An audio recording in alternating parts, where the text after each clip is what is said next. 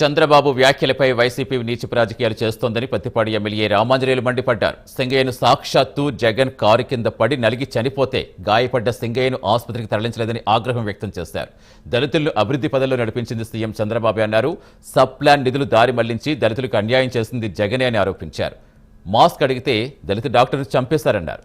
YCP దళితుల అభివృద్ధిని 100 ఏళ్లు వెనక్కి నెట్టి ఈరోజు నీతులు చెబుతోందని పత్తిపాడు ఎమ్మెల్యే రామాంజనేయులు ఫైర్ అయ్యారు.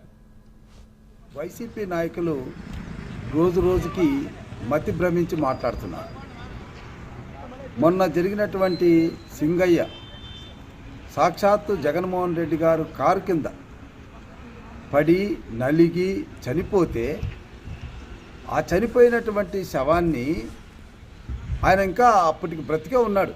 వాస్తవానికి చెప్పాలంటే కనీసం అతన్ని హాస్పిటల్కి తీసుకెళ్ళి ఆయనకు చికిత్స చేయాలన్నటువంటి ఆలోచన కూడా లేకుండా కారు కింద పడినటువంటి సింగయ్యని మనం బజార్లో ఎక్కడైనా కుక్క చనిపోతే ఎలాగైతే ఈడ్చుకొని పక్కన పారేస్తామో అలా పాడేశారన్నటువంటి విషయాన్ని చంద్రబాబు నాయుడు గారు చెప్తే చంద్రబాబు నాయుడు గారు ఏమో దళితులను అవమానపరిచారు అన్నటువంటి కోణంలో మాట్లాడడం ఎంతవరకు సబబు అన్నది ప్రజలు గమనిస్తున్నారు.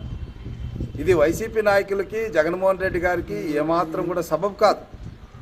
అసలు దళితుల్ని ప్రేమించింది, దళితుల్ని హక్కును చేర్చుకున్నది, దళితుల పథకాల్ని అమలుపరిచింది, దళితుల యొక్క సప్లాన్ని ఏర్పాటు చేసి దానికి నిధులిచ్చి దళితుల్ని అభివృద్ధి పాత్రలో నడిపించింది చంద్రబాబు నాయుడు గారు.